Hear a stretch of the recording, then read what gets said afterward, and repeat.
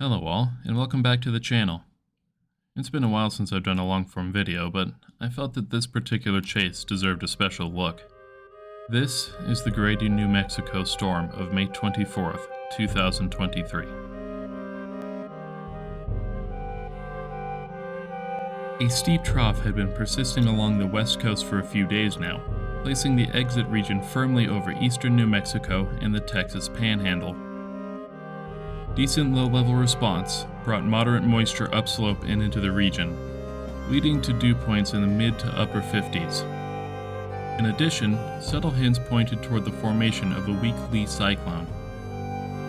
All of this led to a fairly unstable environment, with mixed layer CAPE values nearing 2,000 joules per kilogram, combined with 3 km storm relative helicity nearing 300 meters squared per second squared.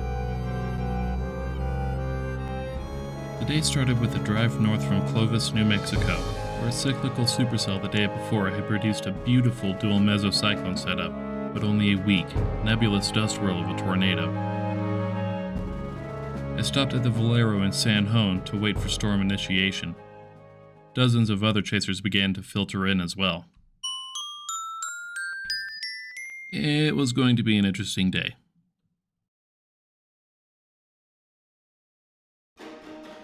Towers began to pop up around 3 p.m. and quickly organized into a supercell just west of Logan, approximately 20 miles north of San Jon. Mean winds were pushing the storms due east, but it wasn't long before this one pulled a right turn and began moving directly towards San Jon. I moved in closer to intercept it as it came into clear view through the haze.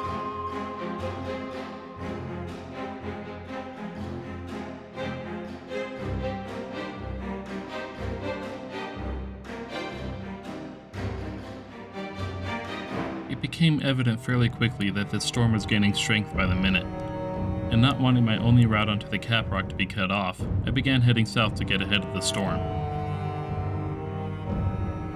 Here we can see a new mesocyclone gaining strength as the storm cycles again.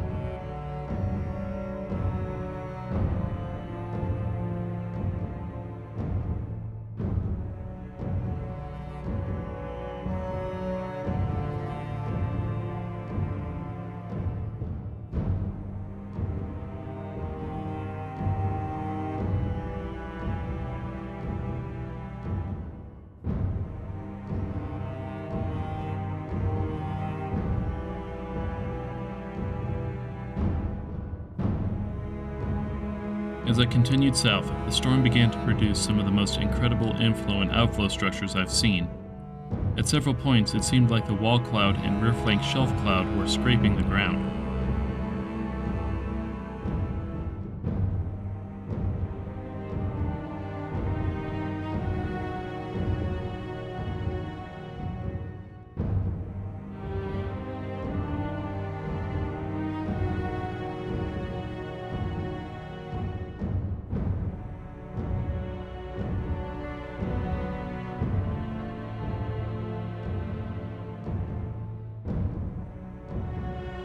Had to do some manual exposure adjustments here.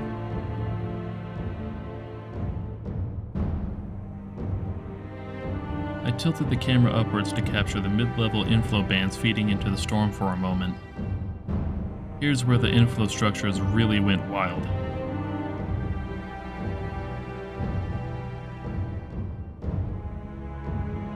I stopped for a moment back at the Valero from earlier, before heading south again, still seeing some incredible inflow-outflow interactions as the storm cycled. Unfortunately, the camera I had at the time tended to focus on the raindrops coating the dome, rather than the background scenery. This will be problematic several times throughout the video. Here it looks like the shelf cloud has turned into some form of elephant trunk while it becomes undercut by outflow.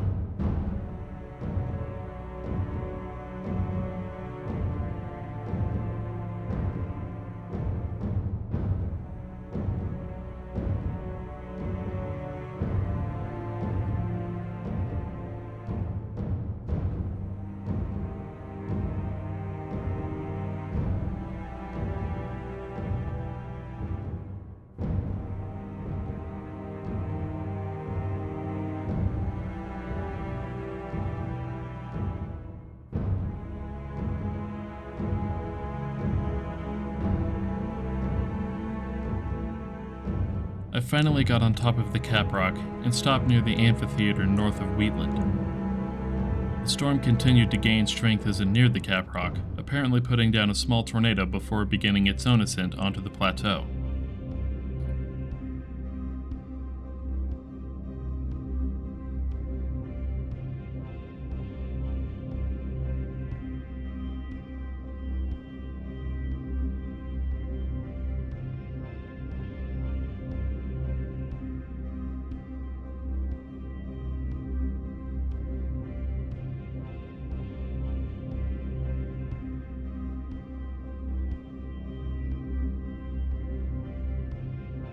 A series of single-cell storms had begun to pop up and become entrained into the supercell, each one strengthening the parent storm as it ingested them. What was once a classic mode supercell was now a voracious, green-hearted, high-precipitation monster. Positive lightning bolts struck randomly in any direction the storm deemed fit.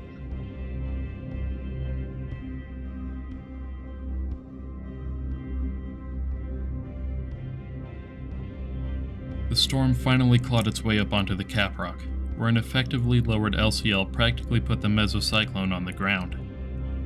This was one of the ugliest, fastest moving wall clouds I've witnessed. Clouds the size of city blocks moved at unimaginable speed as they whipped around the rotating core of the storm.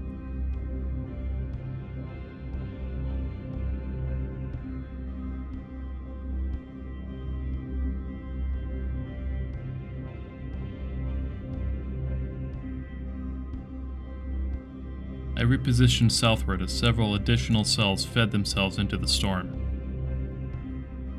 As I got out in front of the beast, I stopped a few times just to watch it churn.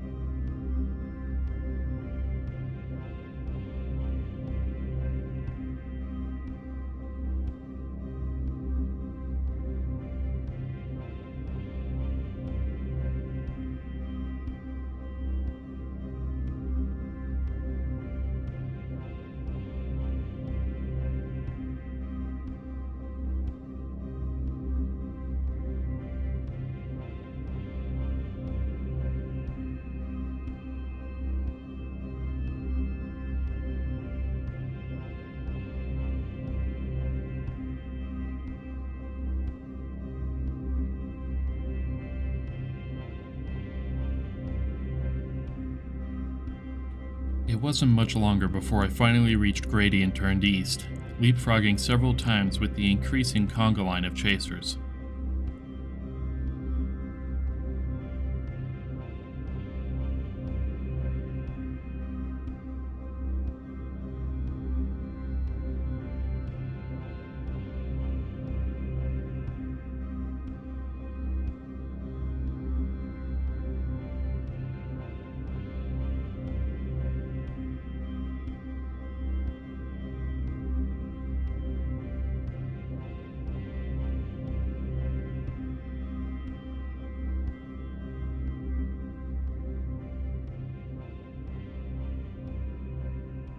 Here, I'm increasing the contrast, as halfway between Grady and Broadview, the storm produced a short-lived but gorgeous cone tornado. Unfortunately, I was unable to capture it properly due to the autofocus issues. However, the tail end of it is visible here before it sputtered out and disappeared into the rain.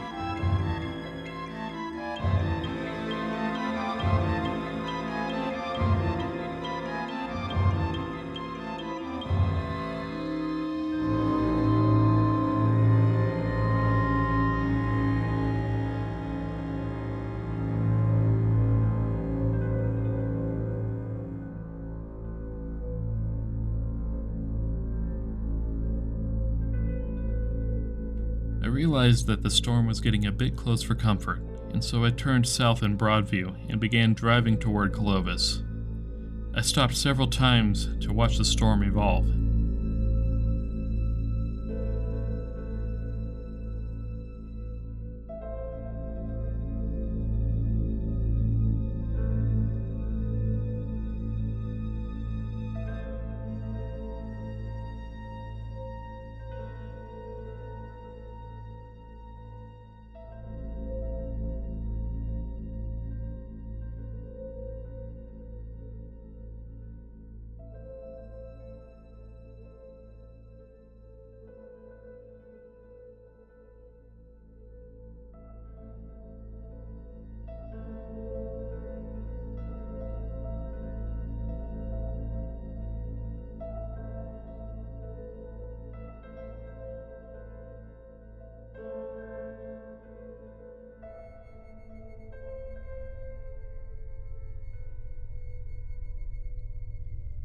I didn't realize it at the time, but there's the shadow of a massive wedge hidden in the rain here, only visible by the flashes of lightning behind it.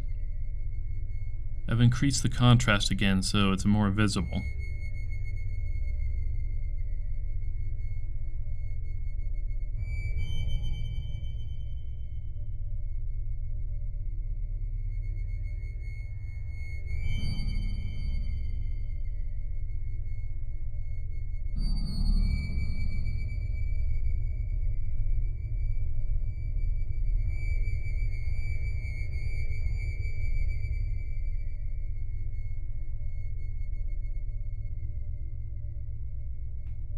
It wasn't long before I ran into a problem here.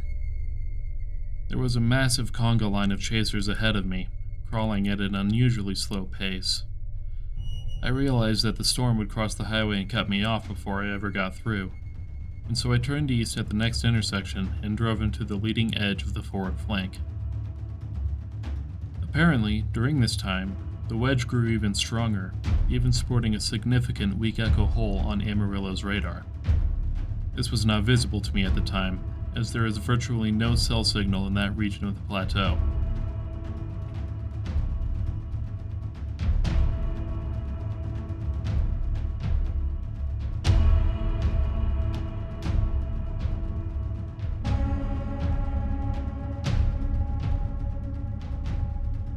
After battling my way through several miles of severe headwinds, I turned south again, paralleling the Texas border as I aimed for Texaco. At this point, very little of the storm's structure was visible due to a combination of inflow picking up dust and the storm's high precipitation nature. Flashes of lightning were the only chances for visibility inside the storm, and I was far enough away that even that didn't help.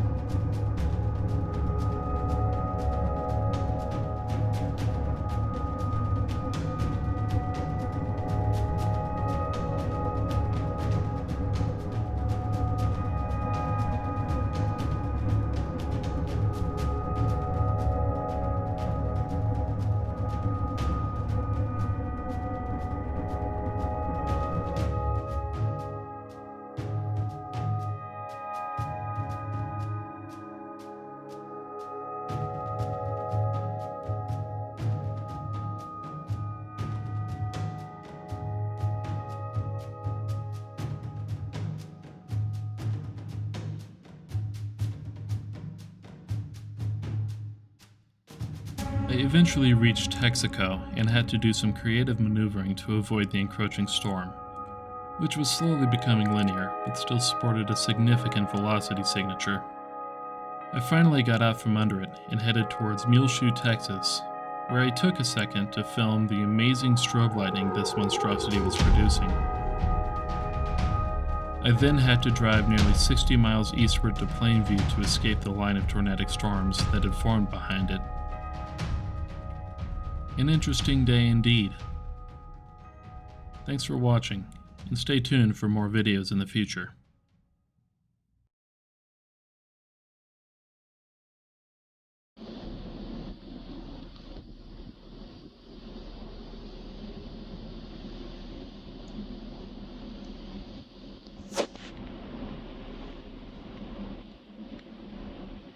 This is real time, guys.